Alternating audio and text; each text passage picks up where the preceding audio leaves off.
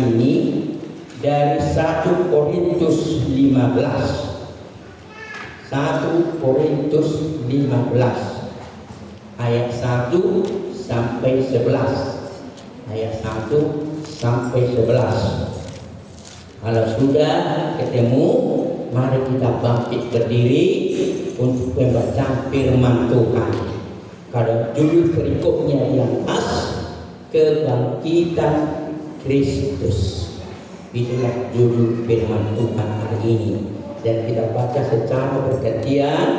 Saya baca ayat 1, nanti seterusnya ayat terakhir kita bersama-sama. Beginilah firman Tuhan. Sekarang saudara-saudara, aku mau mengingatkan kamu kepada Injil yang aku beritakan kepadamu dan yang kamu terima dan yang di dalamnya kamu teguh berdiri.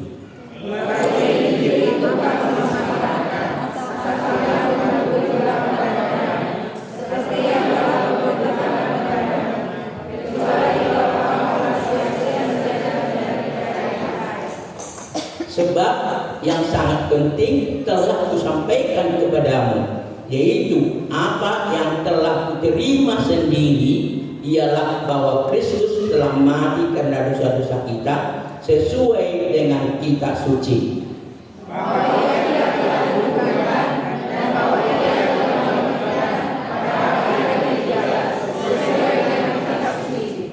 bahwa ia telah menampakkan diri kepada Kefas dan kemudian kepada ke-12 muridnya,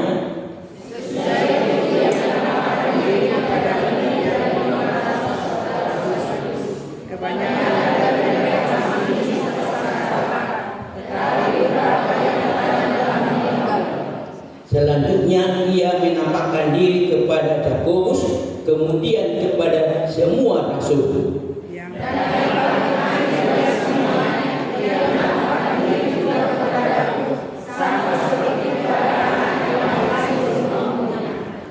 Sebab akulah yang paling hina dari semua rasul, bahkan tidak layak disebut rasul, karena aku telah menganiaya jemaat Allah.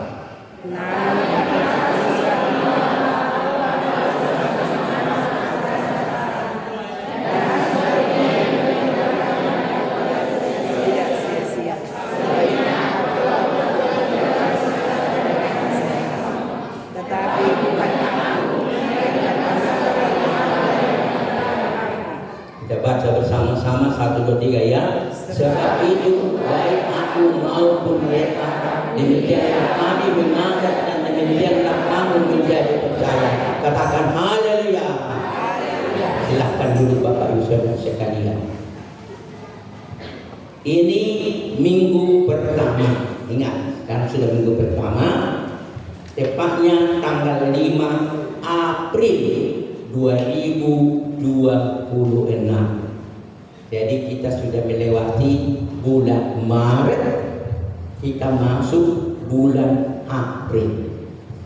Ingat, ini bulan April. Kata April ini artinya dari nama dewa itu, ya, nama Aperibe.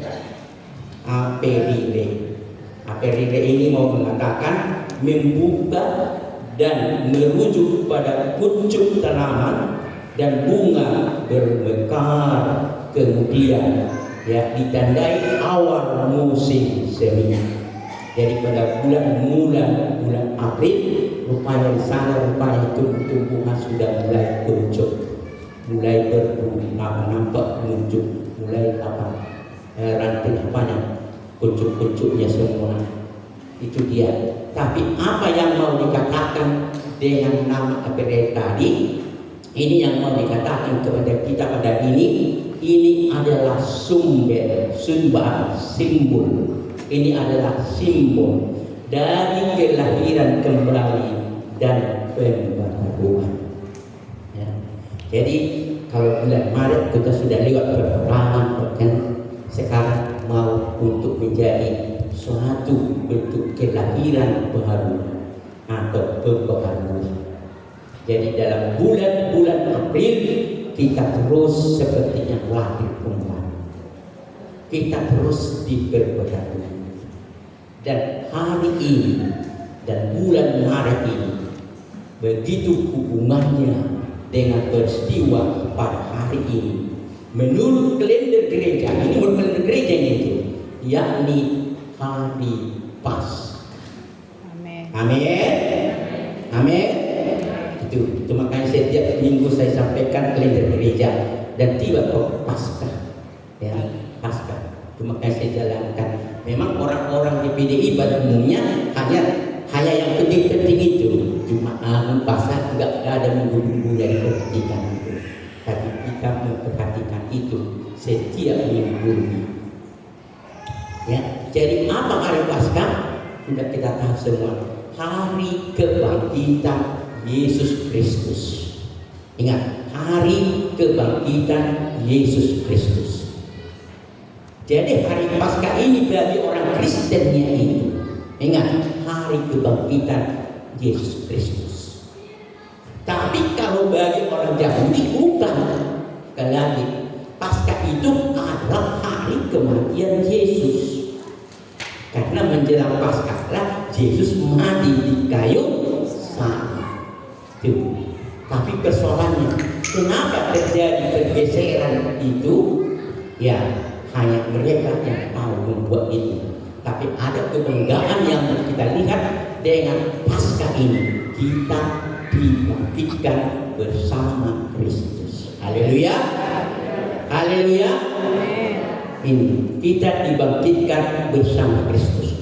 Pertanyaan, itu sebabnya tadi sebenarnya itu Paskah itu. Tapi kenapa dihubungkan Paskah dengan minggu? Ya, kenapa dihubungkan Paskah dengan minggu? Karena seperti tadi, memang Yesus itu bangkit pada hari Minggu. Jangan lupa. Tapi dihubungkan, maka Jumat Agung dibuat lagi istilahnya hari kematian. Sudah itu ke Paskah. Ya, Paskah. Jadi dengan Paskah karena dia kebangkitan, kenapa dihubungkan kepada kematian Yesus? Karena dihubungkan dengan peristiwa keluarnya dari Mesir. Ingat itu. Karena orang Israel ketika mereka keluar dari Mesir, ya, Mesir kan pada hari Paskah, mereka keluar dari Mesir, artinya mereka dibebaskan dari perbudakan di Mesir. Itu dihubungkan dengan peristiwa Paskah bagi orang Kristen, untuk yakni kita juga telah dibangkitkan dari perbudakan dosa. Amin. Karena kita juga sama-sama mati bersama Kristus dan dibangkitkan bersama-sama Kristus, sehingga kita juga menjadi hidup baru. Amin. Itu sebabnya diumumkan. Cuma makanya kita mensyukuri sekarang menjadi hidup baru melalui Paskah. Karena melalui kematian Yesus, kita juga sama mati bersama Dia, menggantikan kita. Dan ketika Dia bangkit dari kematian, menghidupkan kita juga dari kematian itu untuk mendapatkan hidup baru. Haleluya. Itu sebabnya kita merayakan Paskah pada minggu yang pertama ini. Sekali lagi, mana hubungan dari Paskah dengan minggu? Kenapa? Karena hari Minggu Yesus bangkit. Hari Minggu Yesus bangkit dari kebangkitannya, kematiannya. Itu sebabnya sekaligus orang Kristen menjadi berhari Minggu. Ya, berhari Minggu. Karena apa? Karena kita selalu merayakan kelahiran baru kita di dalam Kristus melalui kebangkitan itu, sehingga kita selalu bersyukur pada hari Minggu. Tuhan, terima kasih, aku menjadi umat-Mu, menjadi anak-Mu karena kematian-Mu, dan Engkau bangkit pada hari hari Minggu, maka kami bersyukur setiap hari Minggu atas kasih-Mu bagi kami. Amin. Haleluya. Haleluya. Gak ada lihat. Haleluya. Itu sebabnya kita tidak berhari Sabat, hari Sabtu seperti kawan kita yang seberang sana. Tetap mereka, karena mereka lain tahu. Ya, tapi kita tidak lagi, karena Sabat itu sudah digenapi di dalam Yesus Kristus. Jadi kita menjadi hidup yang baru, bersukacita dalam Kristus dengan manusia baru kita dalam Dia. Karena itu, ya, apa yang mau Tuhan katakan kepada kita dari firman yang sudah kita baca secara bergantian dari kita tadi dari ayat 1 sampai ayat 11, inilah yang mau Tuhan katakan kepada kita pada hari ini. Percayai makna kebangkitan Kristus bagi kita. Ingat, percayai makna dari kebangkitan Kristus bagi kita. Ya, percayai itu makna dan kebangkitannya itu. Kalau nggak punya makna itu bagi kita, itu apa kita? Nggak perlu untuk itu. Ya. Itu makanya kita selalu mengatakan kalau ada peristiwa Jumat Agung, kita tidak berkata memperingati, tapi yakni merenungkan atau mensyukuri anugerah Tuhan. Ini juga adalah merenungkan, ya, merayakan karya Kristus untuk menghidupkan kita dalam hidup yang baru di dalam Kristus. Haleluya. Itulah yang perlu kita renungkan. Karena itu, kalau kita mempercayai makna kebangkitan Kristus itu bagi kita, kita percaya itu maknanya itu bagi kita, ada maknanya maksudnya bagi kita. Ada akibatnya. Itu maksudnya, ada akibatnya. Ada konsekuensinya bagi kita. Kita tidak hanya berhari raya enggak. Tapi ada arti makna itu maksudnya, arti makna itu bagi kita. Apa yang boleh katakan kepada kita tadi? Ada 3 hal makna yang harus kita pahami dari firman Tuhan yang kita baca ini tadi. Apa yang pertama? Pertama, kembali kalau kita baca, sekarang saudara-saudara, aku mau mengingatkan kamu kepada Injil, kepada Injil yang aku beritakan kepadamu dan yang kamu terima dan yang di dalamnya kamu teguh berdiri. Ayat 2. Melalui Injil itu, perhatikan, melalui Injil itu kamu diselamatkan seperti yang telah kuberitakan kepadamu. Asal kamu teguh berpegang padanya, kecuali kalau kamu telah sia-sia saja menjadi percaya, sia-sia menjadi percaya. Itu dia. Sehingga Paulus berkata, saudara, aku beritakan kepadamu, aku ingatkan kamu tentang berita yang sampaikan. Apa yang sampaikan? Di sini tidak dikatakan berita firman, tapi Injil. Ingat, Injil. Enggak dikatakan sekali lagi. Paulus berkata, aku beritakan firman Tuhan kepadamu. Tapi khusus pakai, aku beritakan Injil kepadamu.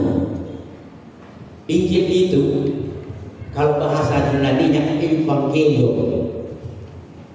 Apa artinya itu? Evangelium itu berita kemenangan. Ingat, berita kemenangan. Itu Injil atau kabar baik. Kalau orang-orang dulu berperang, mereka berperang melawan musuhnya. Kalau mereka sudah menang, mengalahkan musuhnya, maka diberitakan kepada kita sudah mendengar berita Injil, artinya kabar baik, Evangelium. Jadi kata itu tidak hanya orang Kristen awalnya, tapi orang non-Kristen. Tapi itu dipakai, dikutip, digunakan menjadi kekristenan, digunakan kepada peristiwa Yesus yang telah bangkit dari kematian. Amin. Ingat, bangkit, karena itulah daging kabar baik. Haleluya. Ya, itu Injil kabar baik pada hari Paskah. Karena Yesus telah bangkit. Ini kabar baik, hari sukacita. Yesus telah mengalahkan maut. Telah mengalahkan maut. Dia telah hidup kembali. Itulah berita sukacita. Kabar baik. Itulah evangelium. Itulah mau dikatakan. Karena itu apa yang mau dikatakan Tuhan pada kita yang pertama, menerima Injil sepasti selamat. Amin. Ya, menerima Injil pasti selamat. Cuma kan dikatakan kalau engkau menolaknya itu, engkau tidak akan pernah selamat.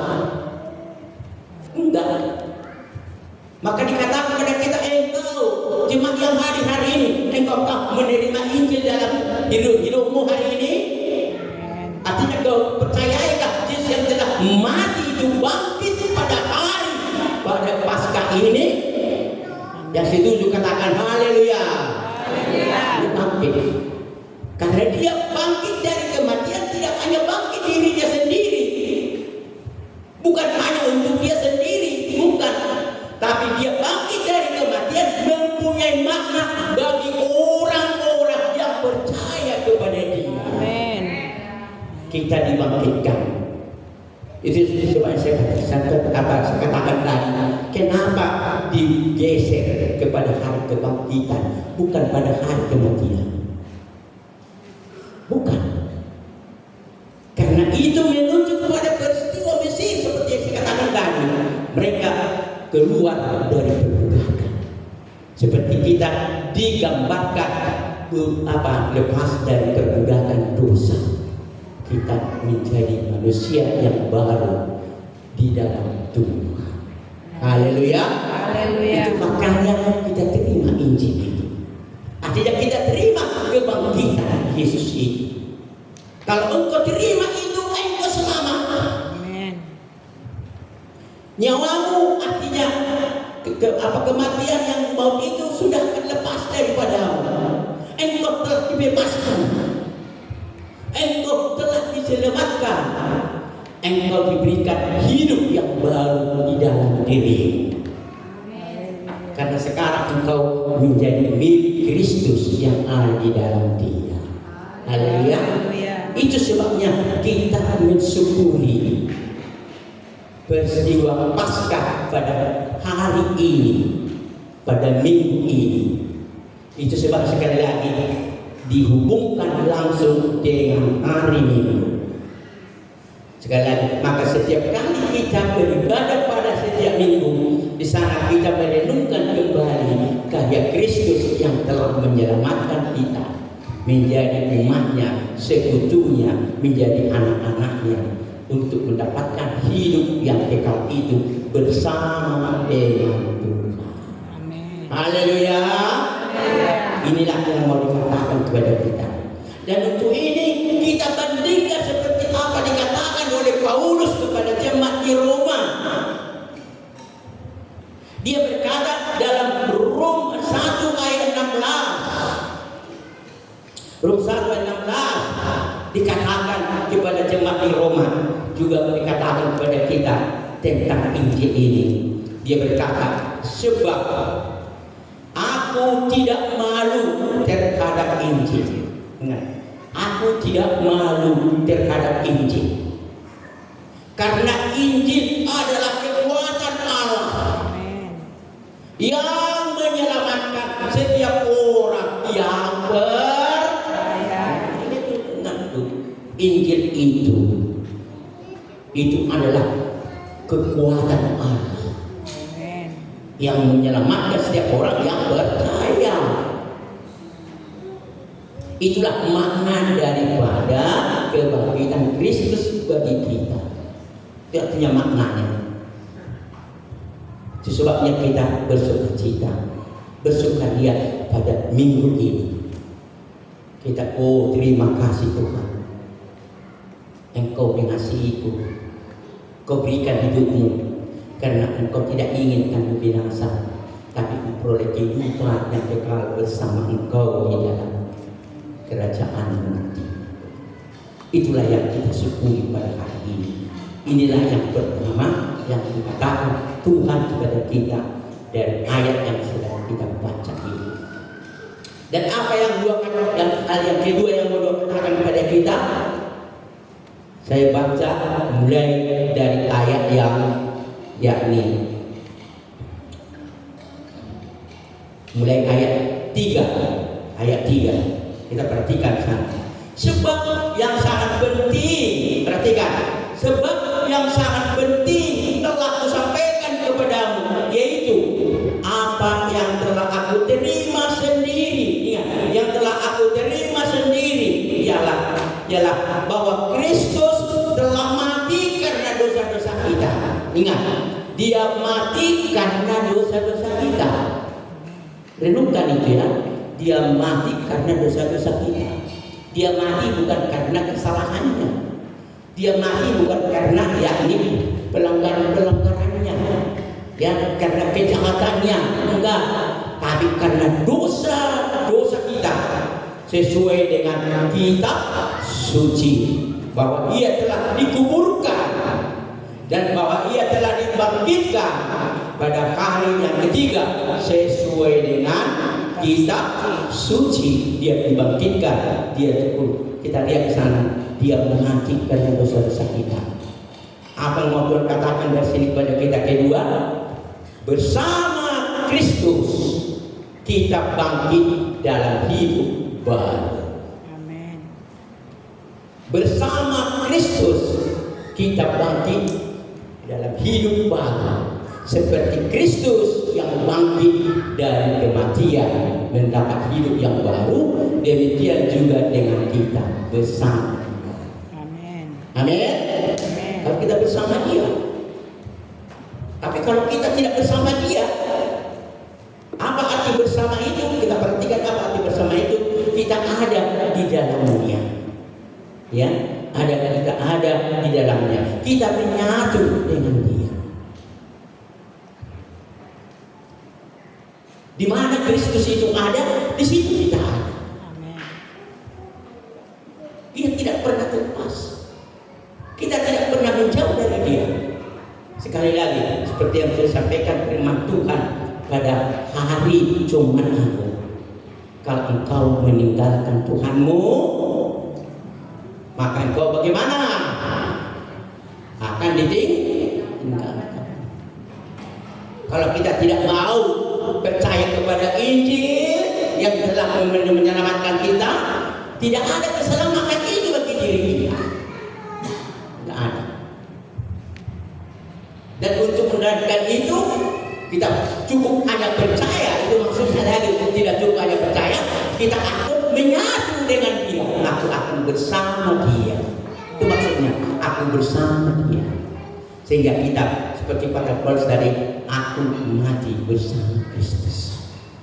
Dan karena itu juga aku hidup bersama Kristus. Ingat itu. Karena itu kalau kita mau memperoleh kehidupan baru itu, selalu tetap bersama Kristus. Jangan jauhkan diri dari Tuhan. Jangan jauhkan diri. Jangan buat jahat dengan Tuhan. Jangan. Tapi selalu melekat dengan Dia, menyatu dengan Dia, ada bersama dengan Dia. Di mana Dia ada, Tuhan, aku tetap bersama. Aku tidak akan meninggalkanmu. Aku tidak akan menjauhkan diri daripadamu. Aku tetap ada. Karena kasih yang dalam Engkau berikan hidupmu untuk bebaskan aku dari dosa-dosaku. Engkau selamatkan aku. Mulai sekarang Tuhan, aku berjanji. Tuhan, aku berkomitmen tidak akan pernah melepaskan diriku daripadamu. Yang setuju katakan amin. Amin. Ya. Tapi sudah mulai yang meninggalkan Tuhan. Hari Jumat itu masih padat kulihat. Karena setiap datang ke depan saya hitung semua. Hari Jumat Agung saya hitung terkecuali tidak terhitung saya 114 orang. Nanti kuhitung lagi ada 114, bahkan doaku Tuhan hadirlah 114 ditambah yang baru, bertambahlah. Tapi jangan mau bertambah, berkurang. Dia sudah menjauhkan diri, ya, dia nggak berdosa Tuhan. Bagaimana? Itu yang mengingatkan kita. Ini nasihat kita seperti Paulus. Aku nasihatkan kamu, aku ingatkan kamu.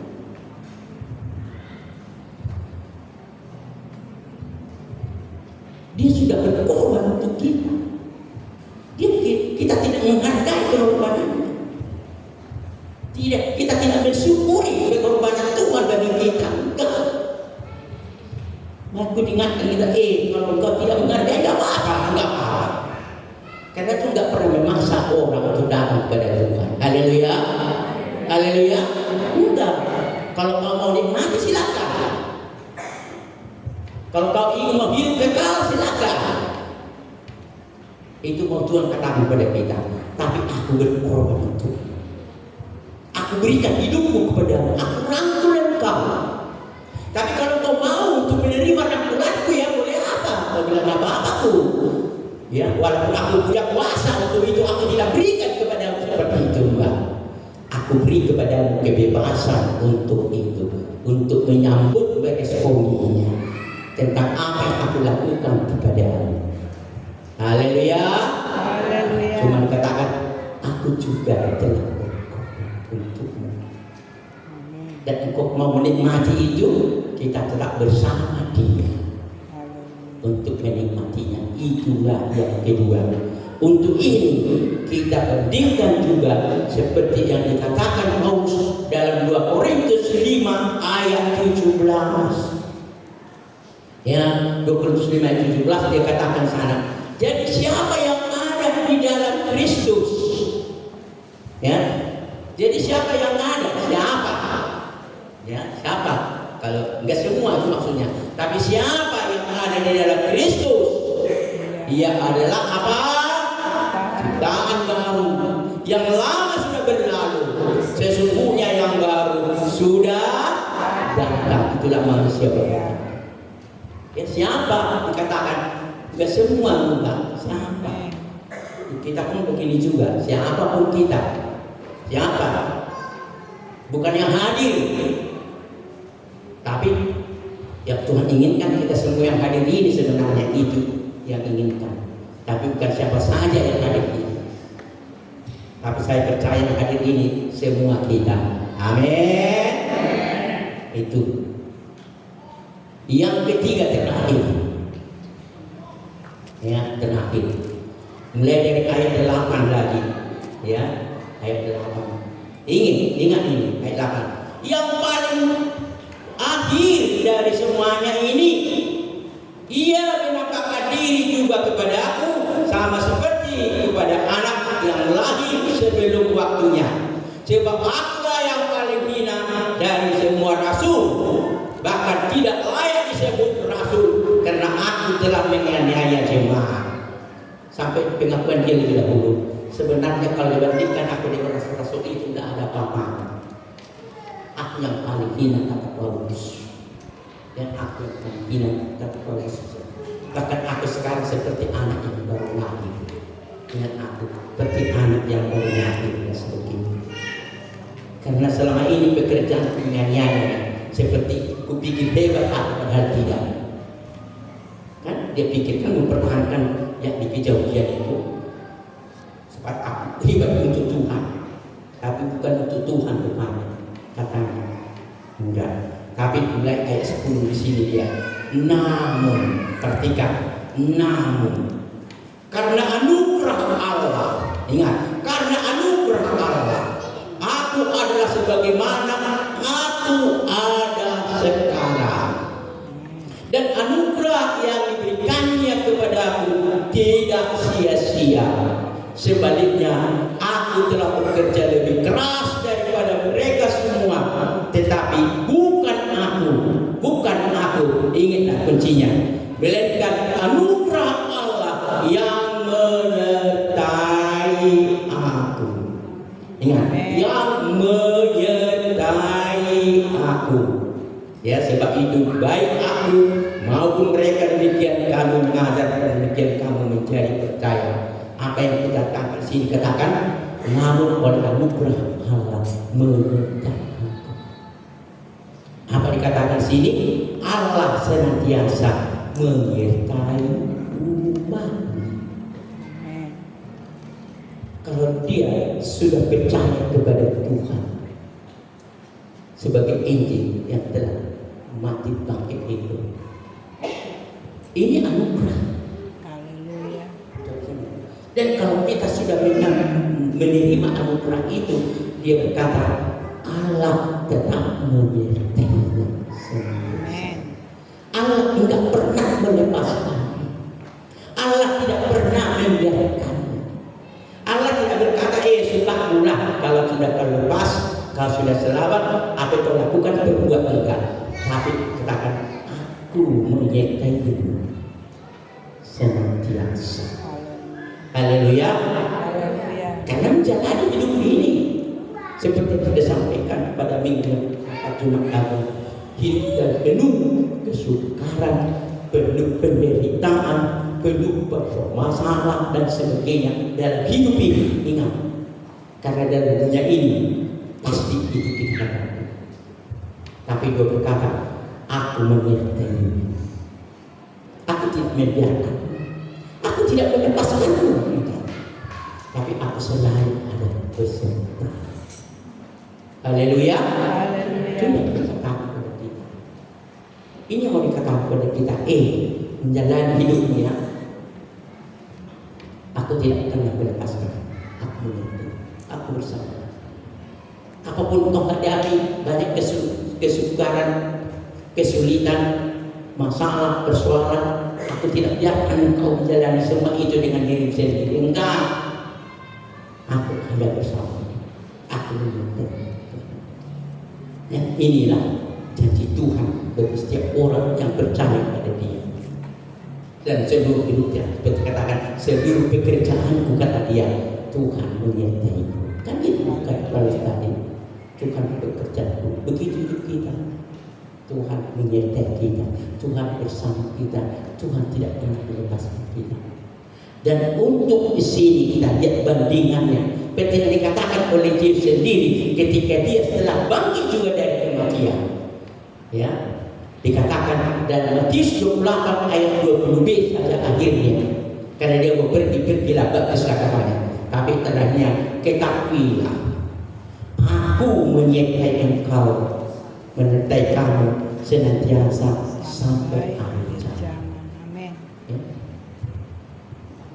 Kalau kau pergi kemana pun melakukan, aku menyertai kau sampai akhir zaman. Aku tidak pernah melepaskan. Aku tidak membiarkan kau. Aku menyertai kau. Itulah yang kita katakan kepada kita pada minggu Paskah yang sedang kita jalani pada minggu pertama di bulan April ini. Mari kita renungkan, mari kita tangkap, mari beri kekuatan bagi kita menjalani semua ini. Dan untuk mengakhiri firman ini, mari kita baca dalam Yohanes 11 ayat 25 sampai 26. Yohanes 25:26 mengakhiri firman ini. Katanya begini, jawab Yesus kepadanya, akulah kebangkitan dan hidup. Ingat, akulah kebangkitan dan hidup. Ingat, siapa yang percaya kepadaku tidak akan dia akan hidup walaupun ia sudah mati. Dan setiap orang yang hidup dan yang percaya kepadaku tidak akan mati selama-lamanya. Akulah kebangkitan dan hidup. Itu yang katakan. Kalau kau percaya kepada aku, ya terimalah. Kalau percaya kepada aku, ya sambutlah. Percaya kepada aku, hadilah. Karena begitu tidak ada yang mustahil. Dan sanggup dilakukan dan bukan apa yang kendaki begitu. Haleluya. Haleluya. Kalau kita sudah tangkap berenggan, mari kita renungkan firman dari batin kita, hati kita, jiwa kita, hidup kita untuk menyembah Tuhan. Yang beresponi firman, mari bangkit kita bernyanyi, nyanyian kita